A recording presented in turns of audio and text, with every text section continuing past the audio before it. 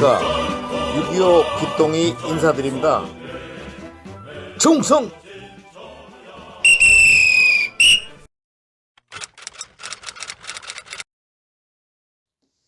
과거를 반성하지 않고서는 미래도 대비할 수 없기 때문에 6.25 길동이는 한국 전쟁을 철저히 분석, 반성해 보면서 우리의 민족은 두 번 다시 이와 같은 과거를 반복하지 말자고 국방과 안보를 철저히 대비할 수 있다는 신념을 가지고 인기 없는 전쟁 이야기의 유튜브지만은 6.25 길동이는 민족 최대의 참극 한국 전쟁사에 대한 내용을 분석하고 신념을 가지고 꾸준히 여러분들에게 설명을 드리고 있다는 것을 먼저 말씀을 드리며 오늘의 주제 제34탄 날강도 같은 토지개혁과 피해 숙청, 종교 탄압을 설명을 드리겠습니다. 먼저 여러분의 구독과 좋아요도 부탁을 드립니다. 날강도 같은 토지개혁에 대한 내용입니다.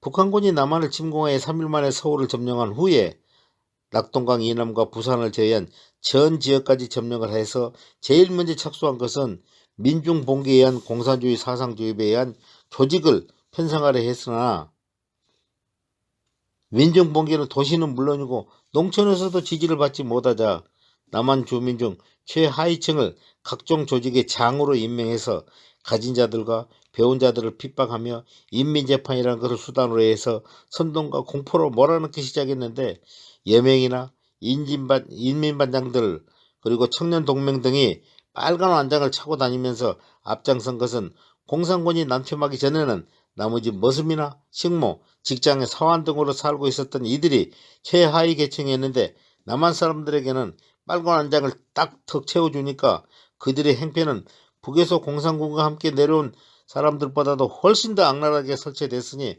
남한 주민들의 원성은 하늘을 찌를 듯이 높았고 그렇지만 차마 말 한마디도 내뱉지 못하고 속절없이 당하고만 있었다고 그래요. 그들이 가장 악독하게 감행한 것은 33탄에서 설명드렸던 강제모병과 이제 설명드리는 토지개혁입니다. 해방은 1949년 6월 21일에 남한에서는 농지개혁법을 제정해서 그 이듬해 3월 25일 그러니까 1950년 3월 25일에 시행령이 공포돼가지고 토지개혁을 실시를 했습니다. 삼정보 그러니까 9,000평 이상을 가진 그 분홍들에게는 경작 농지만을 이들을 다 5년 기한으로 유상으로 돈을 주고 몰수를 해가지고 가난한 사람들에게는 유상으로 또 배분을 해준 이 농지개혁법이었습니다. 지주들에게 유상 즉 돈을 주고 몰수한 땅값은 지주들이 다시 땅을 못사게 공업자본으로 전용할 수 있는 증권을 발행하여 줌으로써 이들의 급격한 몰락을 막으면서 토지는 지주들이 아닌 밭갈이하는 농민들에게 분배한다는 것이 남한의 토지 개혁의 원칙이었는데 북한은 1950년 7월 4일 발표한 최고인문회의 상임위원회에서 소위 공화국 남반부에서 토지개혁에 관한 정령이라는 것을 발표를 했는데 그들이 점령한 남한 땅 전역에 대해서 정강석과 같이 토지개혁을 완료하였습니다. 이를 위해 북한은 남한의 농촌위원회라는 것을 1800개를 조직했어요.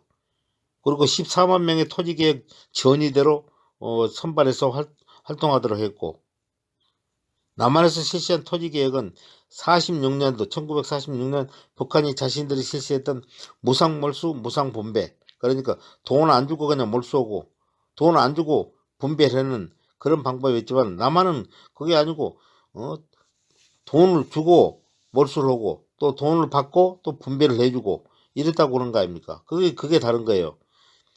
이를 반대하거나 크게 반발하지도 못하고 기존의 지주들에 대한 머슴, 빈농, 고용농 등으로 구성된 농촌위원회의 빨간 완장을 찬 앞잡이들이 인민재판에 대한 과감한 숙청을 하였으며 자식들을 북한군의 강제징용으로 끌고 가기도 하고 그리고 보이는 대로 잘못하면 인민재판이나 그냥 처형을 시키고 그러니까 그들은 만행 앞에 지주들은 말 한마디 못하고 그냥 꾹 참고 있었다고 그래요.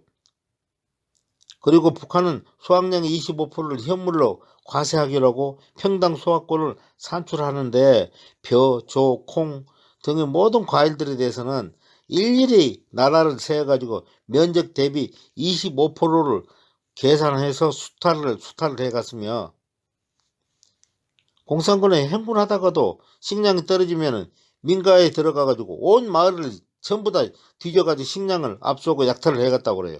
그래 놓고 나서 인수증이란 걸 써주고 갔는데, 인수증 내용에는 보면은 나중에 자기들이 약탈해 간 만큼 현물세를 감면해 준다라고 써놨지만은 말짱 그 거짓말했다고 그래요. 오히려 현물 세금은 25%보다 훨씬 더 많은 양을 약탈해 갔다고 그래요. 우리 농민들은 단 3개월 동안 공산 치하에 있지만은 엄청난 피해를 본 것입니다. 세금 때문에 그런 게 아니라 사람들이 많이 죽임을 당하고, 또 젊은 사람들이 강제 의용군으로 징집을 당하고, 정말 피폐해지고 그야말로 다 망가진 것이 우리 그들이 점령했던 대한민국의 남한의 농촌 사정이었어요. 다음은 피해 숙청, 종교 탄압에 대해 설명을 드리겠습니다. 종교는 인민의 아편이라고 칼 마르크스가 말한 바와 같이 북한군은 그것을 철석같이 믿고 처음부터 종교를 탄압, 말살하는 정책을 무자비하게 취했습니다. 북한은 종교는 과학 발전의 적이기 때문에 자신들에게 남아있는 비과학적 종교 및 미신의 잔재를 결연히 뿌리째 뽑아야 한다고 명시하고 있습니다. 북한은 첫째, 토지개혁 때 종교재산도 같이 몰수하며, 두 번째는 전후에 파괴된 종교시설의 복구는 절대 금지하고, 세 번째, 종교의식은 반혁명 운동으로 규정하여서 종교를 말살하였으며, 북한이 남침 전부터 북한의 종교 말살 정책으로 꾸준히 지역별로 종교인들을 공개재판, 총살했으며, 그들은 1950년 남침 후에도 이제 휴전이 딱 53년 된 다음에 1960년도 8월 17일에도 대표적인 기독교 지도자 8명을 잡아다가 해주시 공설운동장에 전 도민들을 모아놓고 공개 총살을 시킨 것은 유명했다고 그래요. 그래서 그들이 대한민국을 침략한 후에도 점령 기간이 짧았던 탓도 있겠지만은 그냥 촉박하게 쫓겨가면서 말 안 들으면 무조건 북송시키거나 인민재판에 세워서 총살을 시키고, 그러다 보니까 얼마나 박해와 속도가 빠르고 속도가 있겠습니까?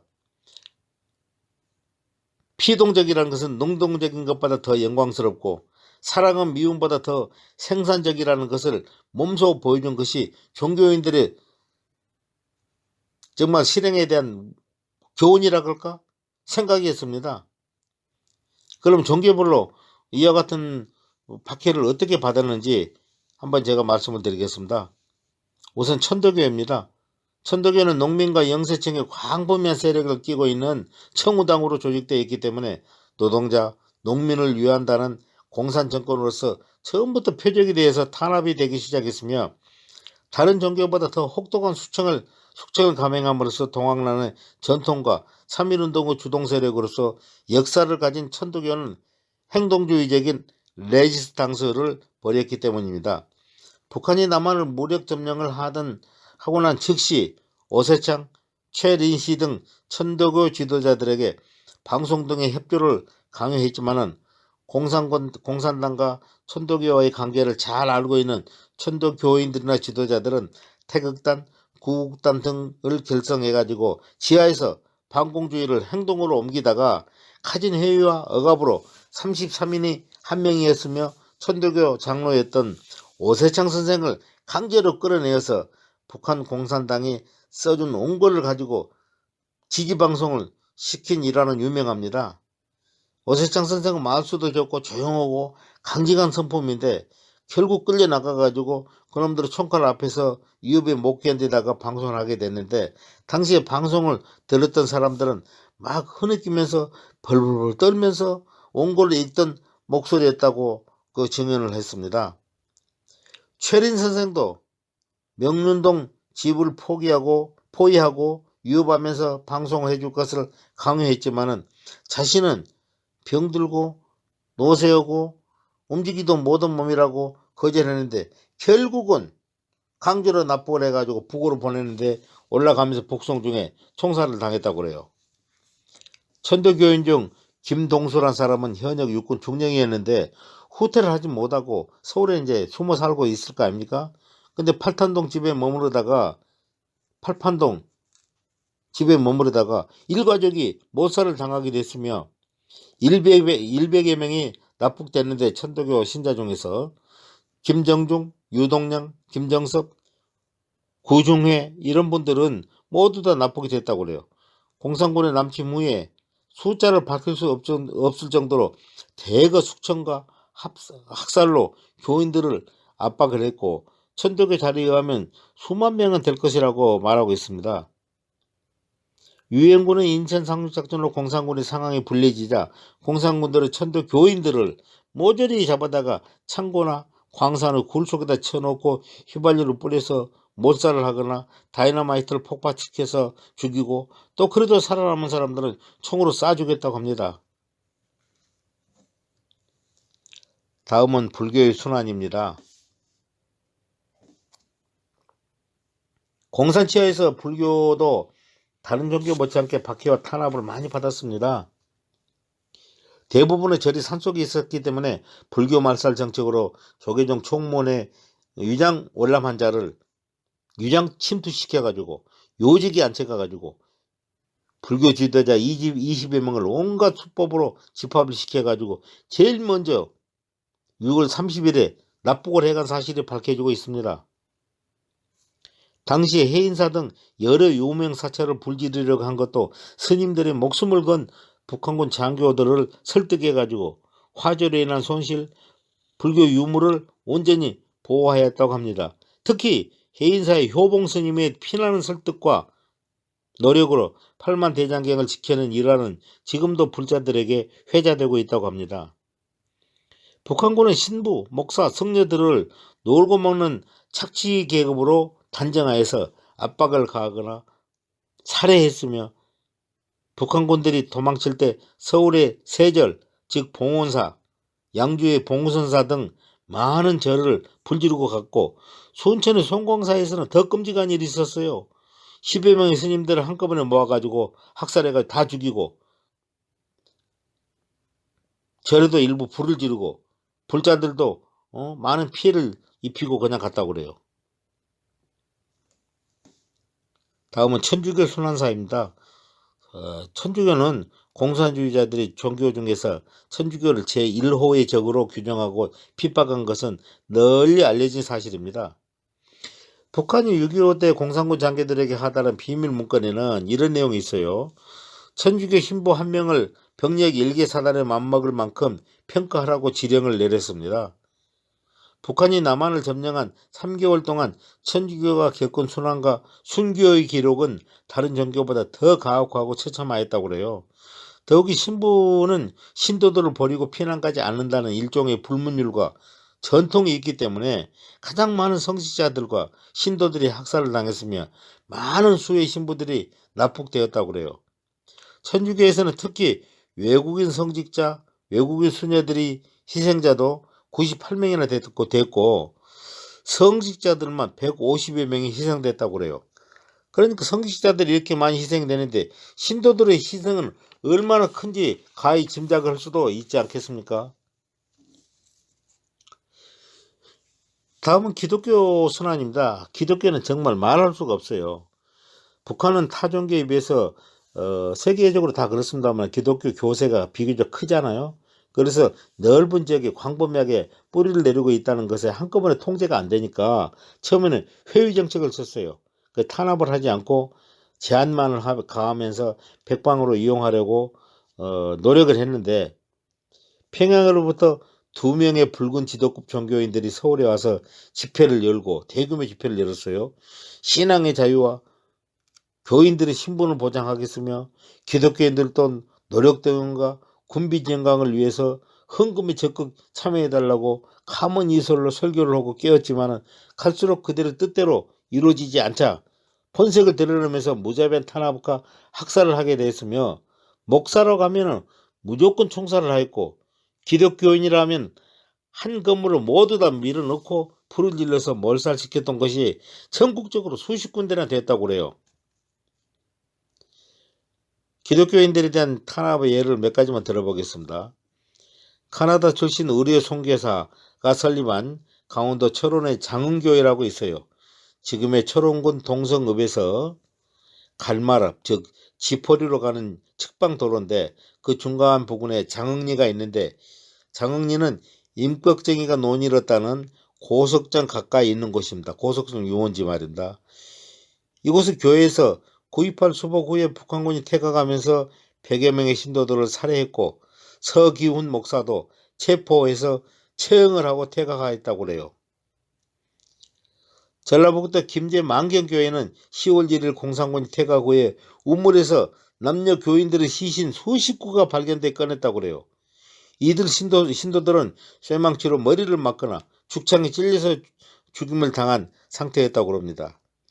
전라북도 정읍의 두암교회에서는 윤임내 집사로부터 종교 탄압이 시작됐다고 그래요. 윤 집사가 교회에서 마지막 기도를 하고 있는데 칼로 목을 쳐 죽였는데 후에 시신을 수습하는 과정에서 칼이 목에 그대로 꽂혀 있더라고 그래요. 그리고 강대상 아래서 무릎을 꿇린 채 발견됐다고 그래요. 아들 김용희 집사도 총살당했고 3명의 손자도 우물에 빠져서 산채로 생매장을 당했고 일가족 다 반개까지 다 합쳐가지고 22명 정도가 공산당으로부터 죽임을 당했다고 그래요.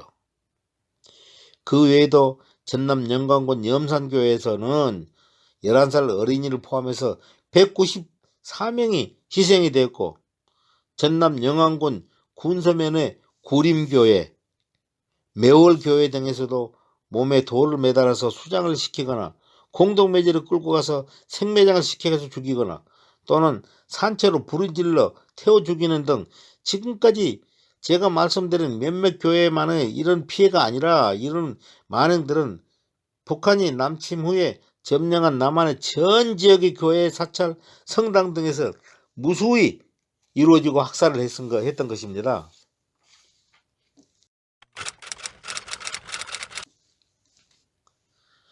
구독자님 여러분, 이제 결론을 내리겠습니다.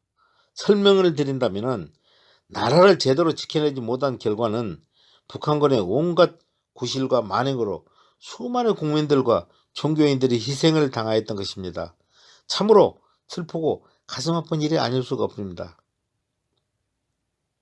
지금까지 서울에서부터 낙동강 북방지역 북한군이 점령하고 있던 지역, 특히 중원지역이나 서남부 지역에 우리 공권력이나 군사력이 미치지 못한 곳으로서 공산군 치하에서 국민들은 불과 3개월 동안이지만 엄청난 피해 고통을 당했다는 것을 몇 가지 사례들로만 제가 설명을 드렸습니다. 다음 제35탄은 낙동강 공방전 분초의 다툼을 설명을 드리겠으며 6.25 길동이는 이만 물러갑니다. 여러분 안녕히 계십시오. 충성! 우리들의 뼈 상이하